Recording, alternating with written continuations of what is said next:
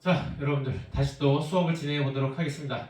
오늘 배울 내용과 관련한 교과서는 몇 쪽이냐면 252쪽입니다, 여러분들. 참고로 252쪽을 하고 나서 바로 뛰어서 어디로 넘어가냐면 257쪽 갈 겁니다, 여러분들. 252에서 257쪽 바로 넘어갈 겁니다. 그래서 일단 252쪽을 펼쳐보고 학습지는 138쪽이네요. 학습지는 138쪽을 펼쳐주세요. 우리 앞에 한번 봐보도록 해보죠. 제목이 뭐죠? 4.19 혁명입니다. 4.19 혁명이 일어났던 것은 독재체제 흐름 속에서 나타나게 됩니다. 그걸 한번 확인해 보도록 하자. 우리 저번 영상에서 배웠던 주제가 기억이 나나요, 여러분들? 저번 영상의 제목이 뭐였나요? 6.25 전쟁이었죠, 여러분들? 6.25 전쟁과 관련한 문제를 한번 풀어보도록 해보죠. 첫 번째, 에치슨 선언과 인천 상륙작전 사이에 북한의 남침 사건이 위치한다. 너 이거 사건 순서 아니? 물어보는 순서 알아? 순서 알아? 자, 북한의 남침은 어떤 상황 속에서 일어났던 건가요? 어떤 상황? 국내외 상황, 여러분들. 국내외 상황 속에 전개되었다는 거. 그 중에 국외 상황 중에서는 크게 두 가지 있어요. 국외에서는. 먼저, 냉전이 어떻게 됐다? 격화되었다. 트루먼 독트린 이런 거 되었었고, 그리고 하나가 또 있다면 국무장관이 누구의 발표? 에치슨이라는 사람이 선언을 했다는 거죠. 그 내용이 뭐였어요? 에치슨 선언의 내용이 극동방위선에서 누구와 누굴 제외한다? 대한민국과 타이완을 제외한다라는 거죠. 자, 이런 상황 속에서 북한의 남침이 있었다라는 거죠. 그리고 그 뒤를 이어서 인천 상륙작전이 있었던 거죠, 여러분들. 정답은 동그라미다. 순서가 맞죠, 여러분들. 자, 2번.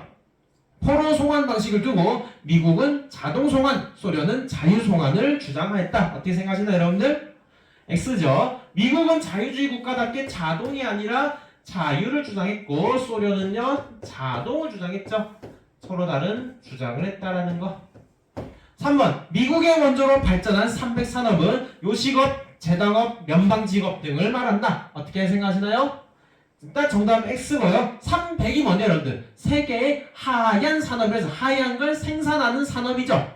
그 하얀 게 뭐였어요? 첫 번째가 밀가루죠. 밀가루? 요식업이 아니죠. 밀가루는 제분업이죠. 그리고 설탕을 만드는 제당업. 그리고 면방직, 옷을 만드는 면방직 공업이죠. 면방직 공업이 말한다라는 거예요, 여러분들. 좋습니다. 그러면 이렇게 해서 저번 한국 6.25 전쟁과 그리고 300산업에 대한 내용을 전반적으로 확인해봤고, 이와 관련된 수능 문제를 한번 풀어보도록 해보겠습니다. 다음 사건이 일어난 시기를 가에서 마에서 옳게 고르는 것은 한번 이 사건을 확인해보죠.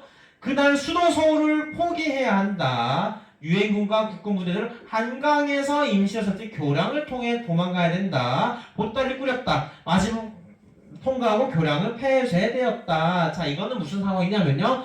북한의 기습 남침으로 인해서 빨리 도망가는 상황이라는 거예요. 정답은 가가 됩니다.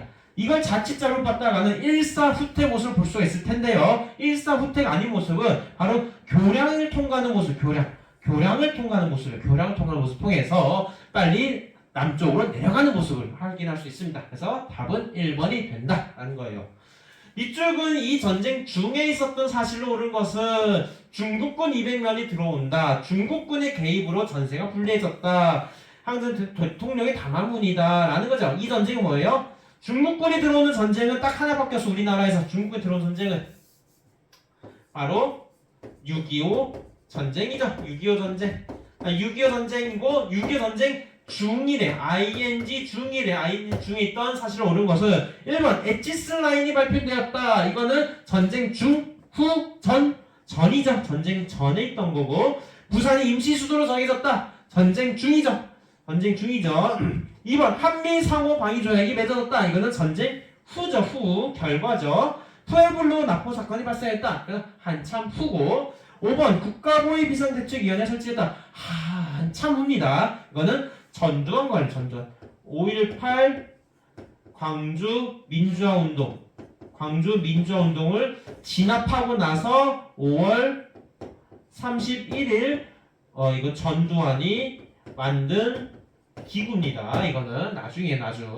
그래서 정답은 2번이 됩니다. 부산이 임시도, 이 임시도 부산에서 개헌을 한번 했습니다. 우리 그걸 뭐라 하는가? 발췌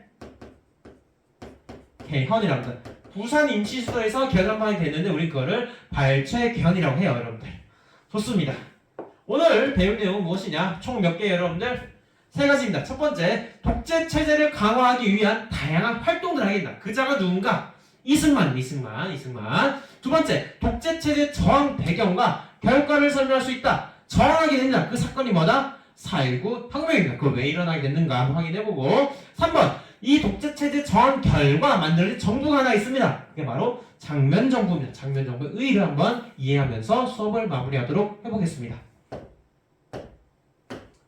독재 체제를 강화하기 위해서 이승만은 다양한 활동들을 하게 됐는데요. 그 첫 번째 활동이 뭐냐? 헌법을 바꾸는 겁니다. 1차 개헌을 하게 됩니다. 1차 개헌을 우리는 발췌 개헌이라고 하게 됩니다. 발췌 개헌. 자, 발췌 개헌을 한번 보면, 근데 시기가 보면 언제? 52년이잖아요. 52년이면 무슨 상황 중이게요? 전쟁, 6.25 전쟁 중이죠. 전쟁 중이고, 수도가 어디였게요? 임시수도? 부산에 있을 때 발췌 개헌안을 통과시키게 됩니다. 자, 그러면 발췌 개헌을 왜 하게 됐는가? Why? 이 이유를 알기 위해서는 먼저 이 사진 하나 봐야 됩니다. 자, 이 사진 무슨 헌법을 나타낸 걸까요, 여러분들? 이건 바로 제헌헌법입니다. 제헌헌법에 따르면 대통령 선출 방식이 어떻게 되는지 혹시 아시나요? 대통령 선출 방식이 간선제입니다. 간선제는 누가 뽑는 거예요? 국민이 뽑는 거예요? 아니면 그 국민을 대표하는 사람들이 뽑는 거예요? 국민을 대표하는 사람들이 뽑는 거예요. 그 대표하는 사람이 누구다? 국회의원들이라는 거죠. 이 간선제는 국회의원들이 뽑는, 대통령을 뽑는 제도가 간선제입니다. 자, 그러면 간선제에 의해서 대통령이 뽑혔어요. 초대 대통령으로. 그러나 2대 총선에 와서 국회의원 구성이 바뀌게 됩니다. 이렇게 바뀌어요. 이렇게 바뀐 거 보면 누가 많이 뽑혔나요? 무소속이 많이 뽑혔죠, 여러분들. 이 무소속, 이승만 지지한 계열은 몇 석? 단 30석밖에 되지 않아요. 자, 무소속에 있는 사람 대부분 어떤 사람들이냐면 이승만을 지지하지 않는 세력들이 다수입니다. 다수예요. 이승만을 지지하는 세력 다수인 상황 속에서 간선제에 따르면 이승만은 어떻게 될 것 같아요? 다음 대통령이 될 수 있을까요? 안 될 수 있을까요? 되기 매우 어려운 상황이란 거예요. 간선제에 의하면 지금 이승만을 비판하는 세력들, 반대하는 세력 다수 많기 때문에, 엄청 많기 때문에 간선제로는 대통령이 어려운 상황이다라는 거예요. 자, 그렇다면 여러분들이 이승만이라면 이 헌법을 어떻게 바꿀래요, 여러분들? 자기가 대통령을 뽑히기 위해서 어떻게 바뀌는 게 좋을까요? 그렇죠. 직접 국민들이 직접 뽑는 무슨 제도? 직선제를 바꾸는 게 좋다라는 거예요. 직선제를 바꾸기 위해서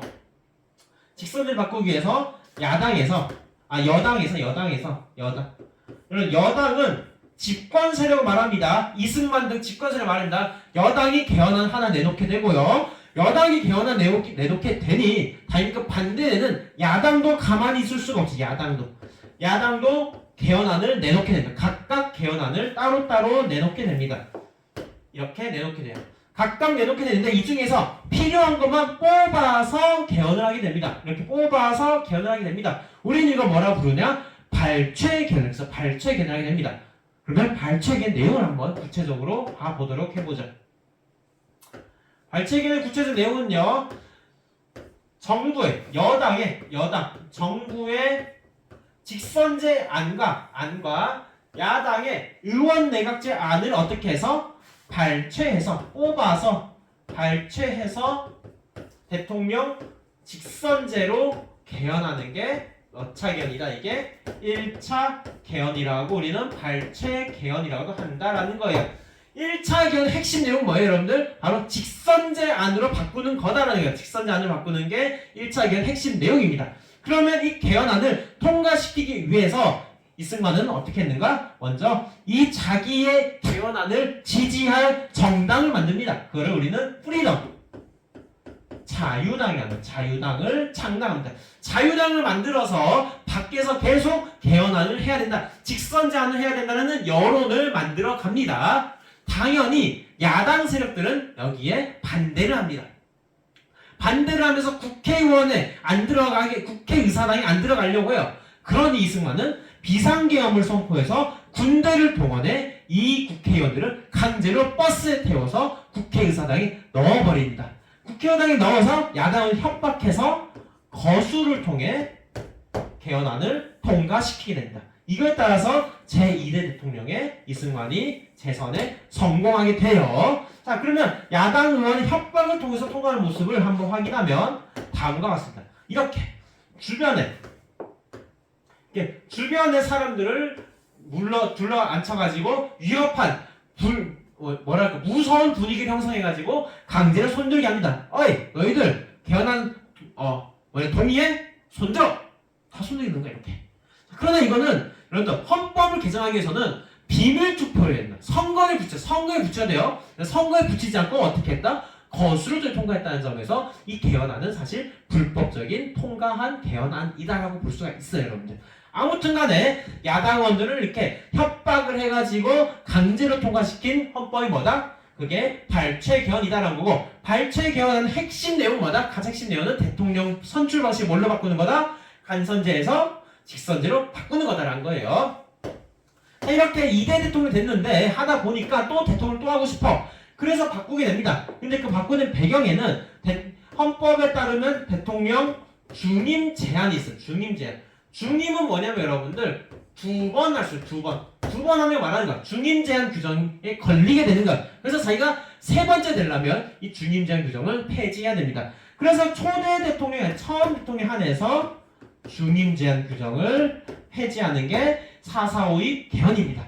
4452 개헌을 통과시키기 위해서 자유당이 먼저 개헌안을 제출했는데 하필이면 한 표 차로 부결이 됩니다. 몇 명이 찬성하려면 135명이 찬성이 됩니다. 그러나 여러분들 개헌안이 통과되기 위해서는 재적 인원에 앉아있는 사람, 재적 인원의 3분의 2 이상이 동의를 해야 돼요. 3분의 2 이상이 동의해야 돼요. 당시 이 국회에 앉아있던 재적 인원 몇 명이냐면 203명입니다. 203명 곱하기 3분의 2 해보세요. 여러분들 몇 명일까요?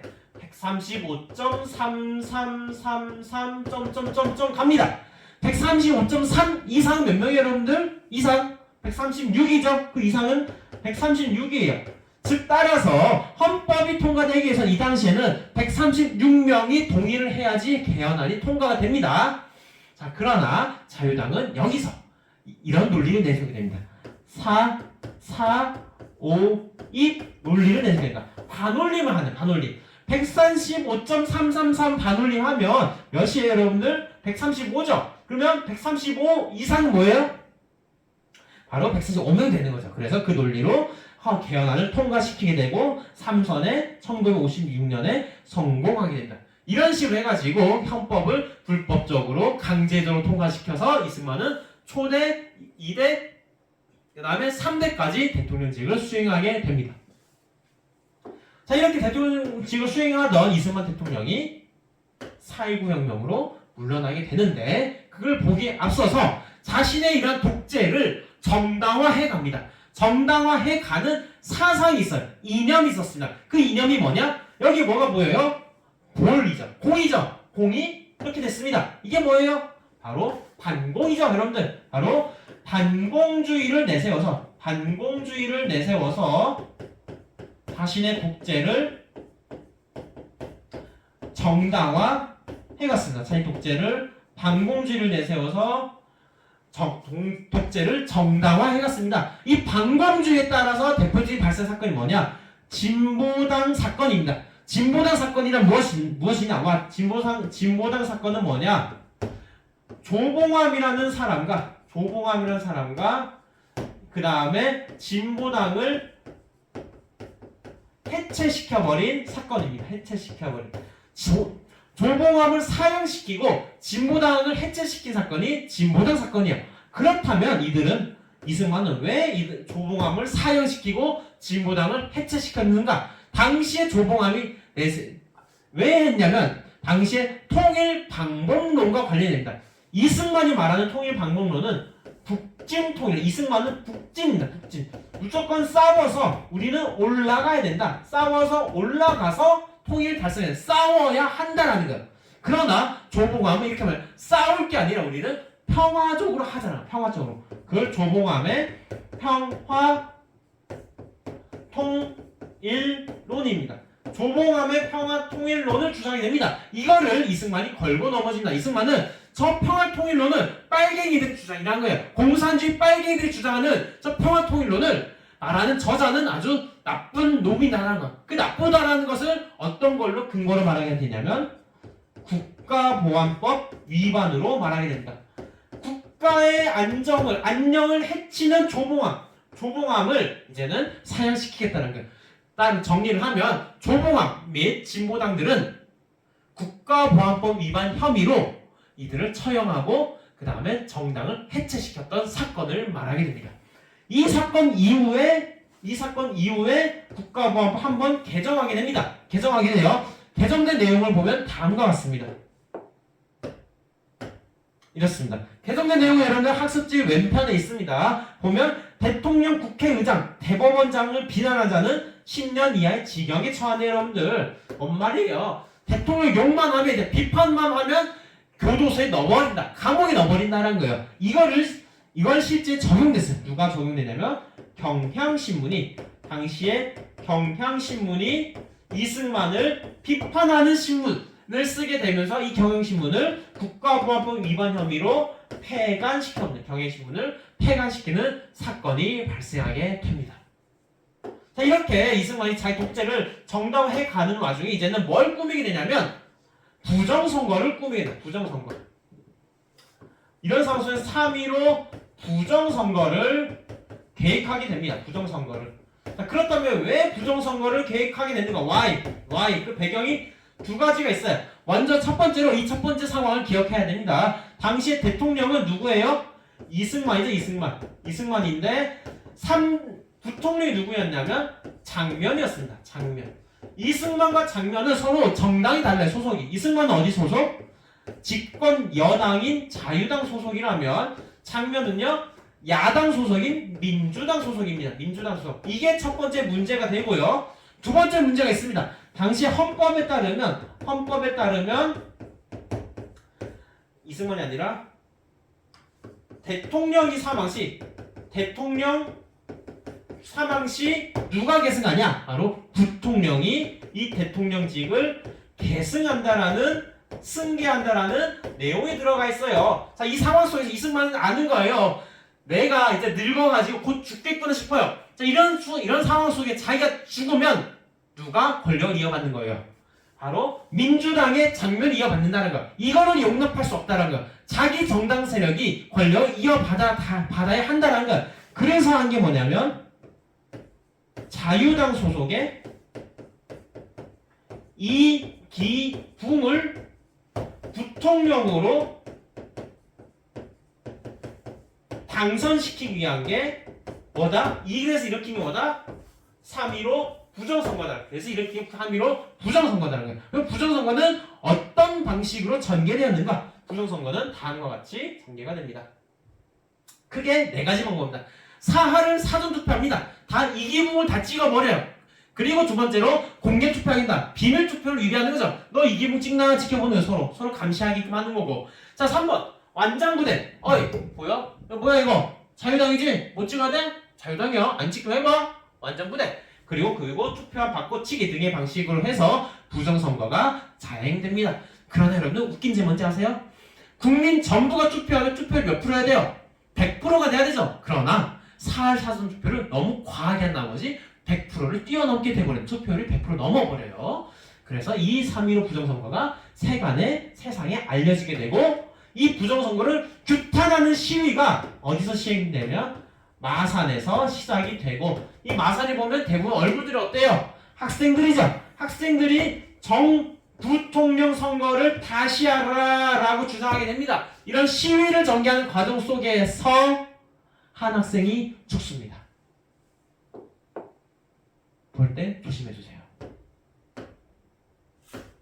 바로 이렇게 발견됩니다. 이 학생이 누구냐? 김주열 학생입니다. 김주열 학생이 이 마산의 시위를 하는 과정 속에서 경찰의 최루탄을 맞게 됩니다. 최루탄 슉 날려다가 얼굴에 탁 박혀요. 이거를 경찰이 강물에 바닷가에 던져버립니다. 그러나 후에 이게 시체가 떠오르면서 신문 기자가 발견하고 찍은 거예요. 이렇게 바뀐 겁니다. 이렇게. 이 인물이 이 학생이 누구다? 김주열이다. 김주열 열사의 이 사망 사건, 이 세상에 알려지게 되면서 고려대 학생들이 시위를 벌이고 고려시대뿐만 아니라 이렇게 다양한 계층들, 초등학생, 중고등학생, 여학생, 대학생뿐만 아니라 서울대 대학 교수들까지 나서면서 독재 정권의 타도를 외치게 되었습니다. 이러한 운동의 결과, 노력의 결실로 이승만 대통령이 다음과 같은 하야 성명을 하게 됩니다. 하야 성명에 대해 국민이 원하면 대통령직을 사임할 것이다. 3.15 선거에 많은 부정이 있었다고 하니 선거를 다시 하도록 지시하겠다. 만일 국민이 원하면 내각 책임제 개헌도 지시하겠다라고 하야 성명을 하게 됩니다. 어떤 느낌이 드나요, 여러분들? 자, 마치 자신은 책임이 없다는 듯한 말이 느껴지긴 하죠. 부정이 있었다고 한대요. 자기 몰랐다. 원하면 난 괜찮긴 한데 너희들 원하면 퇴임하겠다라고 하면서 비행기를 타고 어디로 가는가? 하와이로 갑니다, 여러분들. 이렇게 하야되고 나서 잠깐 들어선 게 허정 과도 정부. 잠깐 들어선 게 허정 과도 정부가 잠깐 들어서게 돼요. 허정 과도 정부가 잠깐 들어서게 되고 여기서 한 역할은 뭐냐면 바로 3차 개헌을 추진하게 됩니다. 3차 개헌 핵심 내용은 뭐냐? 정부 형태, 정치 형태를 바꾸는 거예요. 왜 바꾸는가? 여러분들 지금 이렇게 사유경험이 나타난 것은 어떤 제도의 문제점이었던 거예요? 어떤 자리를 지금 개인이 사유화했던 거예요? 대통령 자리였던 거죠. 바로 대통령 중심제 폐해가 있었기 때문에 이걸 어떻게 바꾸냐면 내각 책임제 형태로 바꾸는 겁니다. 내각 책임제는요, 누구의 힘이 강해지는 거냐면 국회의 힘이 강해지는 겁니다. 대통령의 권한을 줄이고 국회의 힘을 강화시키기 위해서 내각 책임제 형태로 바꾸는 게 3차 개헌의 내용이고, 이 개헌에 따라서 선출된 사람이 대통령 윤모선과 총리 누구? 장면이 뽑히게 되는 거고, 그러나 내각 책임제 정부이기 때문에 우리는 이 정부를 장면 정부라고 부르는 겁니다. 그래서 장면 정부가 1960년에 생겼습니다. 그러나 있었는데 없었던 정부입니다. 이들은 지방자치제를 시행하게 되면서 민주화를 이제 시행하게 되고, 그 경제로도 살리기 위한 다양한 노력들을 했다는 거고, 사회에서도 다양한 요구, 민주화 요구들이 제시됩니다. 그 중에 하나가 통일 분야에 있어서도 이제 북진 정책이 아니라 싸우는 게 아니라 남북 학생 회담을 통해서 평화롭게 통일을 지향하자라는 방식으로 민주화 열망이 막 표출되었다라는 거예요. 그러나 내분과 민주당 내분과 그 다음에 군대 비용 축소로 인해서 무슨 사건이 발생했다? 5.16 군사 정변이 발생했다는 거죠. 단 1년도 안 돼서 장면 내각 정부는 사라지게 됩니다. 자, 오늘 배울 내용 한번 정리해 보도록 할게요. 오늘은 크게 세 가지였습니다. 하나는 독재, 그리고 4.19 혁명, 그리고요 장면 정부였어요. 독재는 크게 두 가지 활동이었습니다. 하나는 헌법을 바꾸는 거, 그리고 이념적으로는 반공주의 이념이었어요. 반공주의 이념, 여러분들. 특히 헌법은 몇 번? 두 차례 바꿨다는 거. 하나는 발췌개헌, 그리고 사서의 개헌. 이렇게 정리해 볼게요, 여러분들. 이렇게 정리해 보겠습니다. 어딨냐? 쓰면서 한번 알려줄게요. 쓰면서. 우리가 오늘 배울 내용은요, 크게 뭐야? 왜 안 내려가 이거? 아무튼 오늘 배울 내용은 크게 독재와 그리고 4.19 혁명과 그리고 장면이었어요. 장면 내각정부. 독재는요 크게 두 가지였습니다. 하나는 실질적인 어떤 활동을 하는 거고요, 그리고 하나는 이념으로서 정당화하는 거였어요. 활동은 크게 두 가지였습니다. 1차 개헌과 2차 개헌을 했다는 거고, 이념은 반공주의를 내세웠다는 거죠. 1차 기원은 우리가 뭐라 부른다? 발췌기원을 불렀다는 거고 핵심 내용 뭐다? 대통령 선출 방식 뭘로 바꾼다? 직선제를 바꿨다는 거고 2차 기원 핵심 내용은 뭐다? 중임 제안을 철폐하는 거. 우리는 그거를 4.4.5.2 개헌이라고 불렀다는 거. 4.4.5.2 개헌을 불렀다는 거죠. 반공주의에 따라서 한 사람이 죽었습니다. 그 사람이 누구다? 조봉암과 그리고 무슨 당? 진보당이 해체가 되고 그 다음에 무슨 신문이? 경향신문이 폐간이 되었다는 거죠. 폐간이 되었다는 거예요. 4.19 혁명은 왜 일어났다? 3.15 부정선거였다라는 거예요. 3.15 부정선거. 누구를 당선시키기 위해서? 이기붕을 당선시키기 위한 범위라는 거고 이런 상황에서 마산에서 시위가 시행되었다가 누가 죽은 게 발견되었다? 김주열 열사가 발견되면서 전국으로 전 계층이 참여를 했다라는 거죠. 자, 이 결과 누가 하야 성명했다? 이승만 대통령이 하야 성명을 했다라는 거죠. 자, 4.19혁명의 결과 잠깐 들어선 게 뭐다?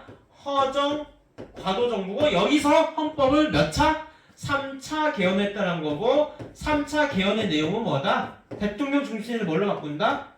내각 책임제로 바꾼다라는 내각 책임을 바꾼다는 거고 이 내각 책임제에 따라 뽑힌 게 뭐다?